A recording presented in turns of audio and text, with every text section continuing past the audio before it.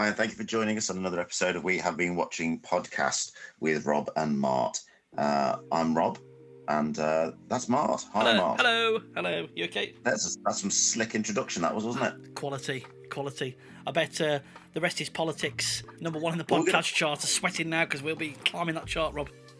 The film, one of the films we're going to talk about, is it called RRR? It is. It's called RRR. Because I wasn't sure, just would say, I'm the RRR and you're the arse or something. It's not a film about pirates either. Well, I wasn't actually sure. I just thought, is it pronounced RRR or is it pronounced triple R, like triple X? No, from everything I've seen, it's RRR, and it stands for, and I've not done my homework, it's something like Rise, Revolt, Rise, Revolution, Revolt or something. But I'll tell you more about that, Rob, after trailer time.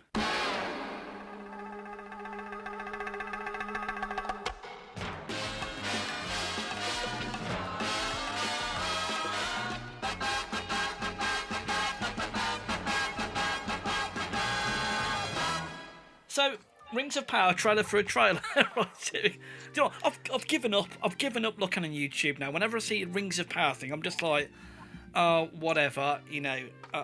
This is ridiculous with this stuff, isn't it? Now? On. Because they did that trailer, wasn't it? It was just like a logo being burnt into wood or something. I quite like that actually. Yeah. And then they did a trailer, but it was just pretty much a few shots, wasn't it? Well, that's essentially what a trailer is. But you got no sense of any plot from it or anything. So this has a few shots in it. Opens up with Lenny Henry with massive big sideburns. Is it? He's in it. Oh, yeah. Okay. And you see lots of characters. I think Lenny Henry says something at the start about there's something wrong with the sky or something. There's lots of characters looking up at the sky.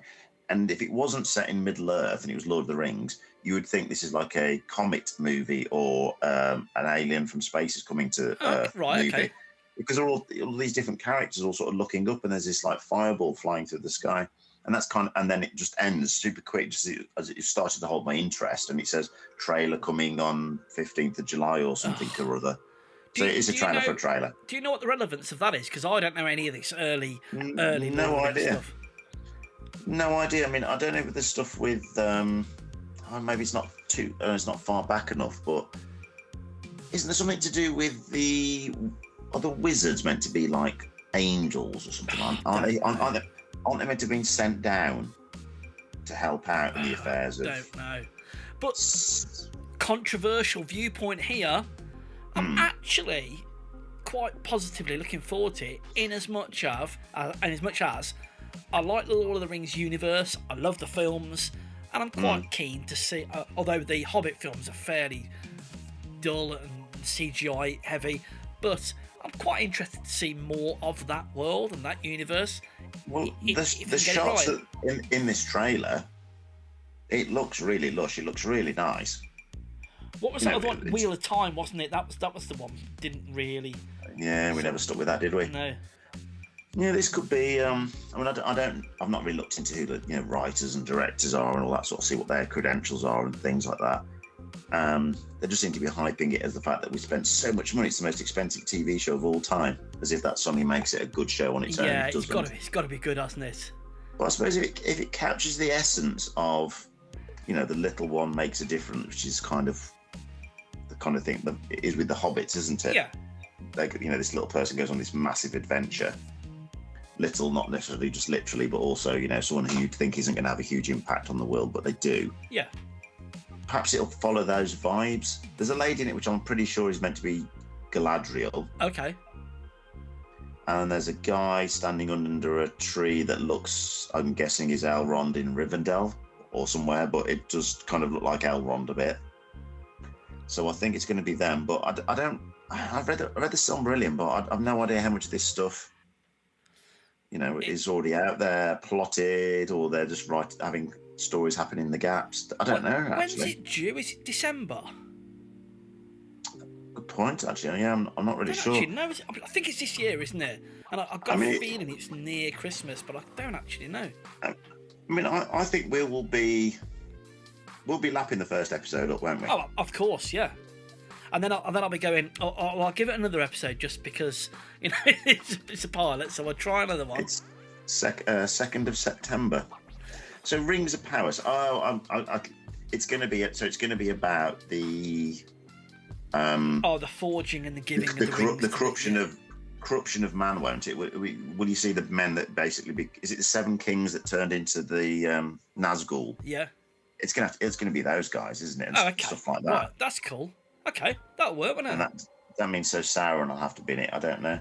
It's yeah, it looks all right. One of the things I thought about, and this is me being really naive here, we've talked about it before about us being middle-aged white men, what do we know and stuff. Yeah. But this new little teaser with Lenny Henry in it, which I thought was at first took me by surprise anyway. It's like, oh my god, that's Lenny Henry. Yeah.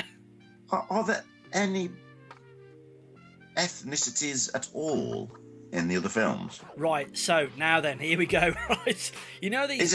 Is anyone black? No, I'm not by my understanding. There's no people of colour at all, is there? I don't think so. Now, this is what I'm hearing from these dumbasses who run these stupid YouTube channels, and they're going mad. Sorry, here we go. You started me off now. I've poked you with the stick here, you have, and I've bitten, haven't I? These bigot, stupid fools who say, oh, well, Tolkien didn't write anything with, I don't know, gay people, women, people of colour, anything. And they're like, so that's why apparently people, and then there's other people responding saying, no, actually, if you read so-and-so, it says, you know, such and such person who was an innkeeper was a darker skinned fellow. And I'm like, really? Just let's just hope it's a good story. I don't care if someone is male, female, black, white, whatever. Let's just get a good story. Wish for that first, and then you can argue the toss over. You know, look the likes of you and me, Rob. I'd say we're maybe you more than me.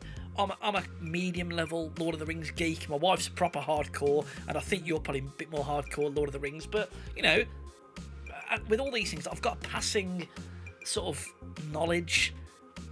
That's enough to get. And I know a bit about the world. Let's get on with it and enjoy it. Yeah, I'm looking forward to it. Right, there we go. So, do you want to hear about RRR? Yeah. So what I know about RRR is it's a film called RRR, and that's it. Okay, it's on Netflix. Yeah. It's 3 hours long. It's a film, not a miniseries. It's a film. It's a film. It's a 3-hour film, and it is a Tollywood film. Now I'm learning all about this. Apparently, Tollywood. We've all heard of Bollywood, right? Apparently, Rob, do you know a YouTuber called Patrick Willems? He does a lot of sort of film stuff. He's really good. I'd like to send you his link, and he does things like why The Dark Knight is a great film, but he also defends some of these films that you won't like. So you know, like Batman and Robin, the George Clooney one. Why Batman and Robin is actually a better film than you think, and he's really good. He gives deep analyses of films. I watched one of his videos about this. This film is taking the world by storm. It's massive in America, but apparently you've got Bollywood, Tollywood, and there's loads of other kinds of something wood films in India. Don't ask me why, but in the UK, this film is in Hindi, not its original Indian, whatever. I'm afraid I don't know what the correct language is, but apparently it's in a more mainstream language over in the UK. There isn't a dub, it's a sub at the minute. It's filmed in beautiful 4K. The colours are delightful. It's set... Rob, do you know Ray Stevenson? The Punisher? Do you remember him? Yes. Right? Yeah. It's set in the colonial British Empire days. The British in this are really horrible. I tell you, I think if you were a white person watching this in a completely Indian cinema, you'd feel pretty shitty. In effect, it is this guy. Apparently in this story, they said it's the two biggest actors in Tollywood and the biggest directors. They said, imagine if Spielberg was directing, I don't know, Tom Cruise and Chris Evans or Robert Downey Jr., two massive actors and a massive director, and they've finally come together to do this film. It's one of Tollywood's biggest budget films. It's like 78 million, and it's taken the world by storm. People are going mad for it. So it's this guy who is in the army. Ray Stevenson is the British Empire general over there. This guy, this Indian guy, when I say this, he's not super powered, right? But you know, in these stories, you know, like in I'm trying to think of a good example. You know, like Captain America is really good at fighting, isn't he? And although he has got superpowers, they try and keep it sometimes a little bit leveled down. Do you know what I mean by that? Well, isn't that like James Bond and Batman? There we go. Yeah, that's a perfect example. So it's this one guy, Rani, I think, Ram, his name is. He's fighting on behalf of the British Empire. They're after this insurgents, and he comes across this other guy whose name I can't remember, but he's fighting against the British Empire. Something happened. I won't spoil any of it for you. Something happens, and they become friends, and it's a really good film about friendship between two men. Now, there's singing in it. There's an absolutely amazing dance number in it. They go to a wedding, and they're being sort of like bullied and sort of downtrodden by these rich English aristocrats, and they do a dance off, and it's amazing. It's fabulous. Then something else happens, and it's their friendship gets fractured, and it's kind of the British Empire versus the native Indian people. Is it a big sweeping epic with lots of battle scenes and loads of? It's not massive, not like huge fields of battle. It's not sort of like 1917, but you will have, for example, one guy versus a small troop of soldiers. But then it does get into, and apparently these guys are based on some sort of Indian legend or Indian myth. One of them, although it's set in, when I say contemporary, it's set, what is it, late 1800s, is it?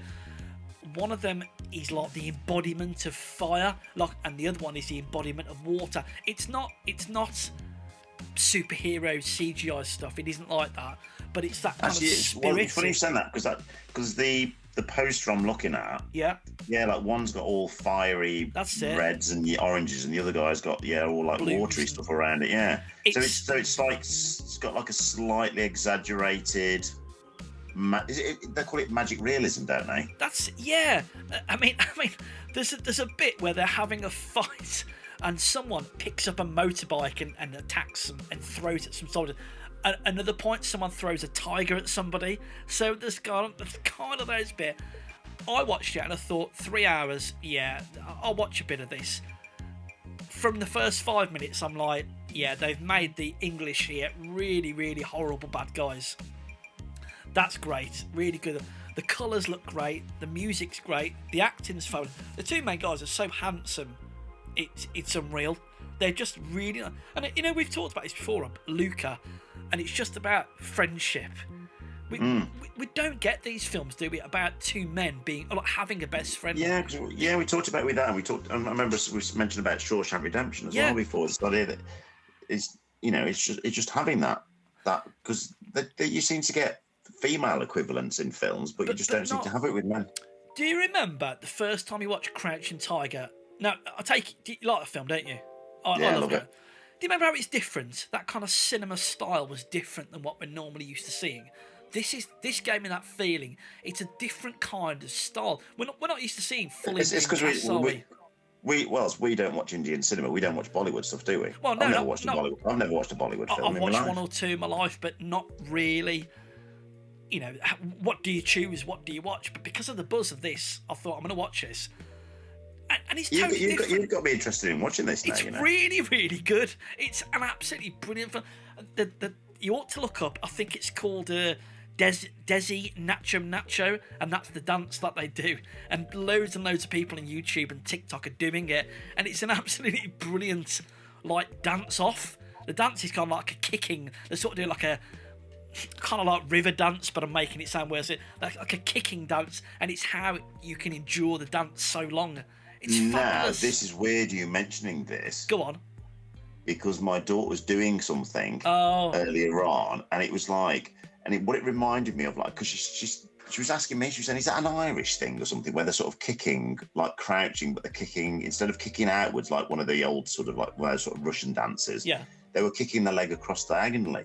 Yeah, they're still, but not always crouching. In this, sort of, And they're sort of kicking to the left and the right. She was doing this thing, and I was see it on TikTok, and that's what it is then. Were they doing their heads like head up left, head up right? That's it as well. The dancing scenes are made. There's only one dance scene in it, so it's not like a musical. What age suitability is it? Is this family entertainment? Well, not family entertainment like watching Wall-E, but is it like is it violent and gory? Has it got loads of sex in it? You know, what's it? No, there's no sex in it. There's one or two instances. So right at the start, the British Empire. This is literally the first 2 minutes. British Empire turn up in this village. So it's Ray Stevenson and his wife's got so much Botox in her. It's really off-putting. But hey, this little girl runs over. Oh, I can do like a little. They do like a little drawn tattoo on her. Do that, and they say, okay, we'll take this girl, and they throw like a shilling at the family and take this girl, and that's what starts off this entire film because the horrible British have taken this girl, and then a soldier uses his butt of his gun to beat the mom, and it's quite strong. And I thought, whoa, this. And my wife said, right, I'm not watching this. This is a bit, but unfortunately, that is probably the worst bit. There's a bit later on where someone is being flogged, and that's a bit harsh as well. But I don't want to spoil. Yeah, there's a couple of scenes, but you know that thing where Mel Gibson tends to do, like Apocalypto, and his Passion of the Christ film as well, and even that Patriot, isn't it? Where they just sort of. It's when they sort of go a bit too far sometimes, where it's just like, look how bad it was in history. Yeah. And it ends up just sort of turning your stomach, and it's just a bit like, oh, this is too. It is, but there's a bit where they're whipping this one guy, and it's like, kneel. All you got to do is kneel, and he's like, no. And he's not going to kneel. He's not going to kneel, and they're like kicking his feet, and his knees don't touch the floor. And believe it or not, he starts singing a song. It sounds weird. I've added this to my watch list. It's really good. I mean, I had to watch it in 2 sittings because I started watching like 10 o'clock at night, and then I was like, oh. But it was great. Alison Doody is in it. I don't even know who that is. Alison Doody. And I wonder if she's playing Ray Stevenson's wife in it. Is she in the like 50s or something? She's the girl in Indiana Jones and the Last Crusade. Really? Yes, that's good. Rob. There's only about 2 English women in here. There's one young woman who's a love interest. Yes, her character's last name is Buxton, the same as Ray Stevenson's character. Yeah, unfortunately, she's absolutely full of Botox and stuff, and you think, she's an attractive lady. Well, yeah. I'm afraid she may look it, but in this film, they made her look quite hard, and she's got a lot of filler and. There's a couple of CGI instances where you think, yeah, that's a bit... But you know what? This isn't Disney. This is 78 millions. A lot of money, but also not a lot of money.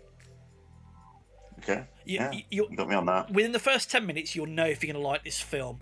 There's a battle of one guy versus about 500 other people. And it's really good. Give it a try. Talking of 3-hour historical epics about awful English people set in the 1920s. Yeah. I watched The Breakfast Club. Okay. Nice segue. Which, has not... Yes, thanks. Come on. How does it hold up? This is a... Badly. So can I say, I don't love The Breakfast Club like everyone of our generation ought to. It's fine. I watched it a few times as a kid, and I watched it as a kid and remember thinking... This is amazing. It's like a film, but it's just some kids in one location, and how this is holding my interest. Oh, it's pants. There's nothing there. There wasn't even any sort of like guilty pleasure, nostalgia, like watching Pretty in Pink or anything like that. Even it was just. Didn't you cry when Simple Minds starts playing? No, this is the weird thing, because they sort of talk about it in Pitch Perfect, and yeah, they're crying at the end, but there's nothing there that's emotional. It's just completely unbelievable that these characters would actually talk to each other the next day at school. The stuff that they do with the one girl, the goth girl, where they sort of restyle her and put her in this frilly pink top and do her hair and makeup and everything, and just completely change her appearance. It's just like, you look better before. Right. The fact the characters that get together, it's just cringy. Is it these guys are not real geeks or losers or nerds because you're far too cool for that? Not even that. I mean, the maths nerds, maths nerdy. Was it? Can't remember his name. Is it Thingy Michael Hall? Whatever his name. I can't remember now.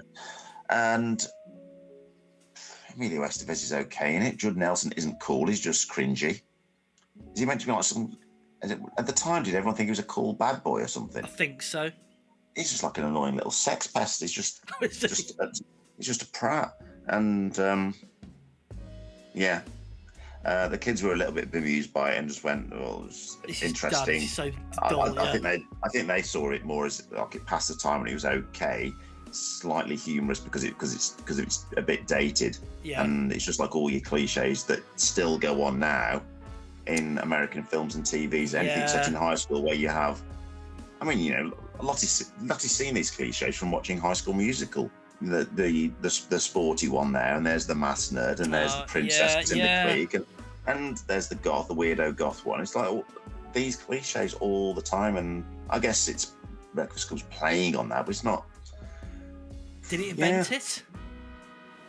I don't know actually. It is interesting that it's got such a special place in some people's hearts, but it was. You're not selling it, and I don't think I'll bother watching it again. No, it doesn't hold up. It's not one of these films where I just thought it's great nostalgia. And I mean, some of the films we've revisited some older films, haven't we? And we've gone, oh, that's still great, still love it. You know, I know it's crap, but I still love Flash Gordon or something like that. It's not like that. RoboCop we loved last week, didn't we? Yeah, this is just no good.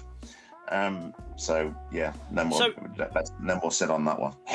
Rob, can I sever your link to the 80s there? Do you want to talk about Severance? Yeah, so I finally watched it. So Severance for me was not long after it first came out, a few months ago, and that was when I had the flu as well. So not just recovered from COVID, but I remember like a few months ago when I had the flu, and I locked myself away so I didn't spread the germs to anyone else. And I kind of binge watched this, and it was very weird because my time watching Severance was pretty much in the spare room and then almost going out and doing a bit of interaction with the family and then going back in the spare room, going to bed early when everyone's tired and watching stuff. And it was this weird thing. It's like I'm experiencing this TV show and outside of this room, no one else in the family had any idea of the show and no one to talk to about it. So it was a really odd, and it really got under my skin. And I thought it was amazing. I'm hoping you enjoyed it. Give a one-sentence synopsis for anyone who's about to or hasn't watched it yet. Okay, so... But have a couple of sentences, yeah. So, the idea is that your work you and your home life you aren't aware of each other and don't remember what they've done. So the idea of you getting through your day, and at first you think, wouldn't it be great if you don't remember your day job? All you're remembering is getting paid and having all your evenings to yourself. You don't remember anything that you do during the day. That's quite a good thing. You know, you've got no work life to it. You're just all this. The flip side of that is the work you has no idea about your family life. Anything.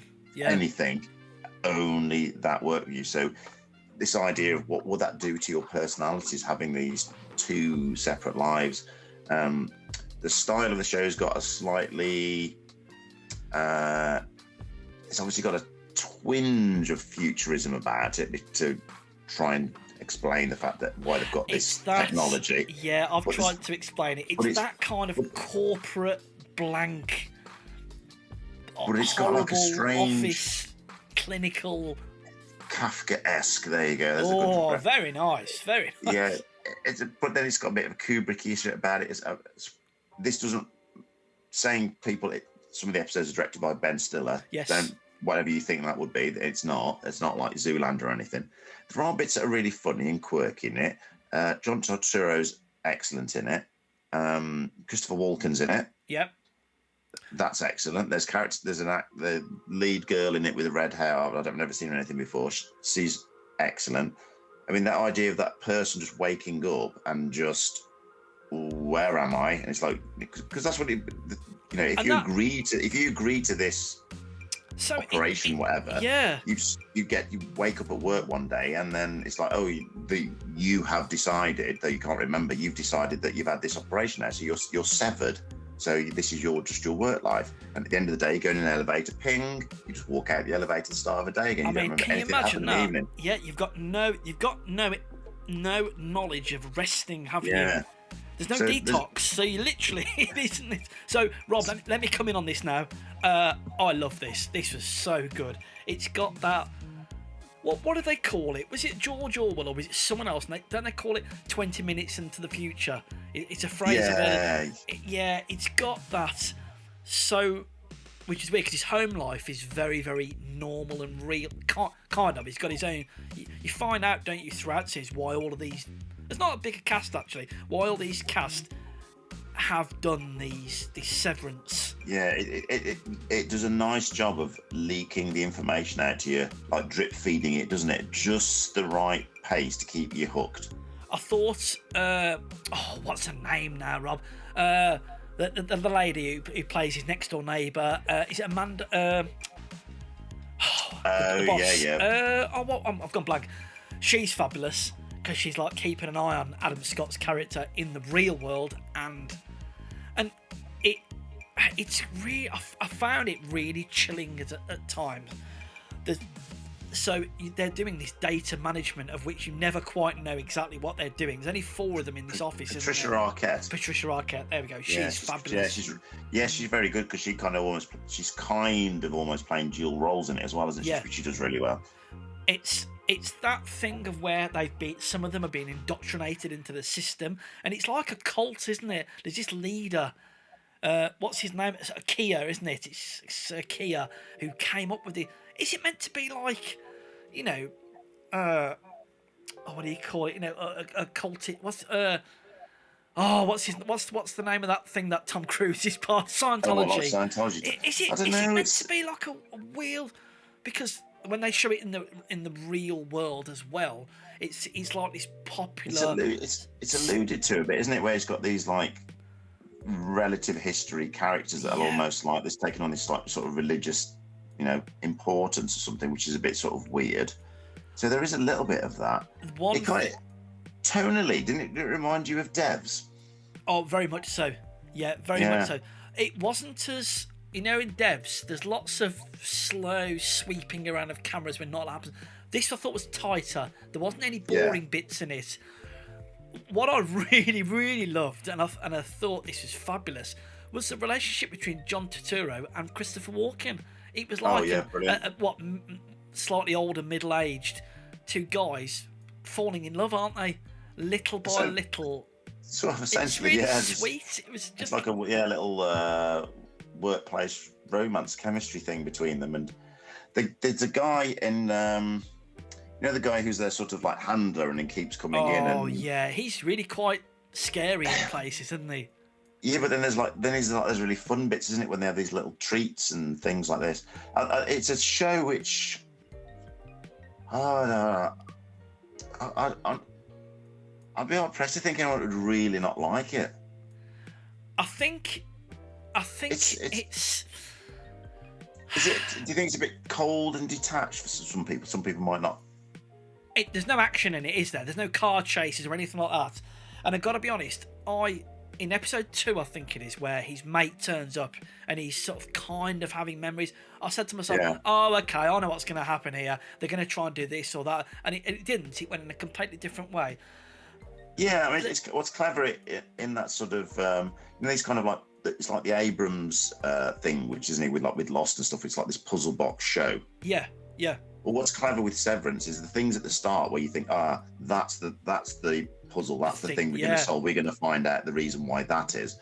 But by the end of the show, some of those problems haven't been resolved, and other things have that you weren't thinking about at the time. And it isn't just why are they in there? What are they doing in there? Other things come out, don't they? And it kind of goes down a different path. And it's weird, isn't it? Because they're using video cassettes or CD-ROMs, aren't they?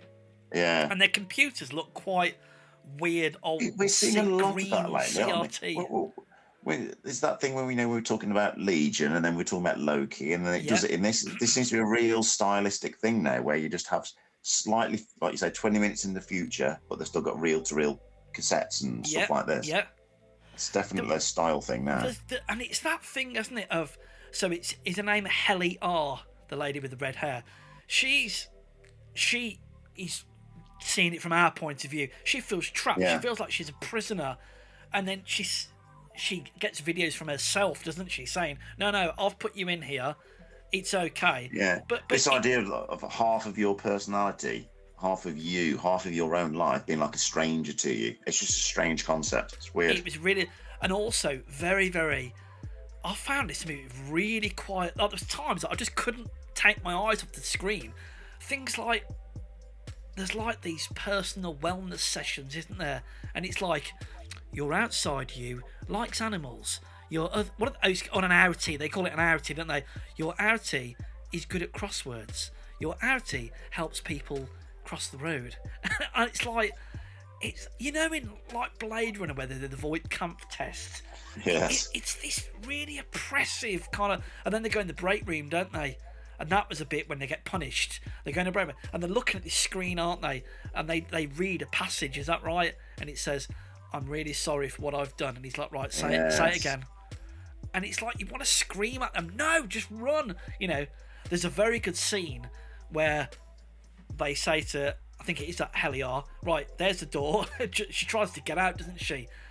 And from her perspective, yeah, I think the minute she gets out, she sees herself coming back in, because obviously she gets out. I think it's well thought out. I really feel as if they've got this concept, and then a writer's room have really picked it apart and said, "Well, what would stop you from doing this, or want you to do that? What happens if a person wants to do this?"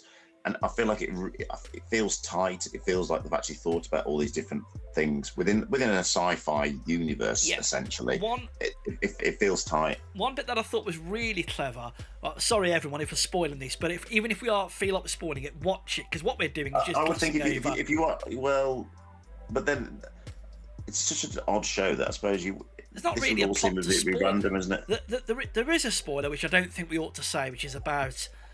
Some of the things in the last episode, so I won't say about one plot device that I really did like was, you know, his brother-in-law, he's quite he's one, I don't know how you describe his brother-in-law. He's written this book, hasn't he, full of like self-help. He's a bit of a dickhead. Self-help guru. But weirdly, that book ends up in the office, doesn't it? Yeah, it's just and they read it, and to them, it's like a serious, really amazing thing, because they've got no concept of being in the real world. Well, the interest with that is because it's not just like you not remembering all your outside life and what you did, but it's almost like you're a blank slate starting fresh like a baby. It's a job where you just think you don't have all that extra background knowledge of films and TVs and books that you've read, and what would that be like? You're like an infant. And it's like it's clever. It's like that thing where most of the people have had something happen in their life, which is why they signed up for this procedure. Really good. It's really there's lots of metaphors for the real world, I found as well. So you've got things like people petitioning against Severance, which could be any manner of things in real life. Apple TV have got this summed up. They've got some really good series, and the design of the credits, the simple fonts, I love it. I love it so much. It's really good series. I can't wait to watch more if there's another series. I don't know if there is or not. Yeah, they are doing some more, they said. Rob, let's just really quickly wrap up. I rewatched Ready or Not with my son the other week. It's still a great film. Do you remember that one? Yes, it's a hide and seek. good little cult movie, isn't it? Really, really, really, really good. What else did I watch? And I watched The Man from Toronto, which is a Kevin Hart and Woody Harrelson film where Kevin Hart gets mistaken as a hitman, the Man from Toronto, and he's actually who is Woody Harrelson. It's a case of mistaken identity. It was okay. Mediumly funny. It's like anything like these. It's like the films with Kevin Hart and The Rock. Mediumly funny with a few really. There was one or two really laugh out loud moments. So much so I had to pause the film because we were all laughing that hard. It was good. So that was quite an easy watch. How about you? Anything else, Rob? Before we go. Season 3 of Doctor Who. This is the series with Martha Jones. Yes. Shakespeare episode was okay. It's a bit cringy where people keep saying the names of Shakespeare lines and plays, and Really Shakespeare goes, are. "Oh, that's good. Well, that's a good idea. I'll use that one." Some Daleks in Manhattan, and Andrew Garfield's in there and they're all talking these and they're all talking in this New York accent Oh, they're no, in really? the 1920s New York. That's annoying. Hey, buddy. Yeah. Enjoyed watching this one again when he's pretending to be human. He's forgot who he is, and he's got the pocket watch that unlocks all the secrets of who he really is. Oh, okay. And it's just that sort of tragedy of like, but I'm quite happy, but I don't want to go back to a different life. Blink is in that series. Oh, that's still a good episode. And then you got the Return of the Master with David Jacobi, who's great, and then John Sim, who plays it like some cut price Joker, who's completely hammy. And just seems so jarring after me rewatching some of the old, classic Who. And you're thinking the Master was more like a Moriarty, wasn't he? Wasn't it all about brains and outwitting and absolutely, mind tricks? Yeah, very much so. John Simmons he plays it so broad. I don't remember what my reaction was first time round, but the second time round, rewatching these episodes, David Tennant's amazing. Martha Jones, she's okay. The only problem is she's just her role's a bit too much of a rebound of, she obviously clearly fancies David Tennant, but then David Tennant's on a rebound from Rose. Oh, okay. Yeah, I'm not sure. So she's okay, which I didn't feel a lot about her last episode when she sort of left. Yeah, I just felt kind of annoyed at the end of the series that John Sims, just as the Master, was so ridiculous. So another mixed bag. So that's 3 series now where there's some good episodes in there. There's a couple of great episodes, and there was a couple of few that are just like, oh god, you wouldn't want to watch that one again.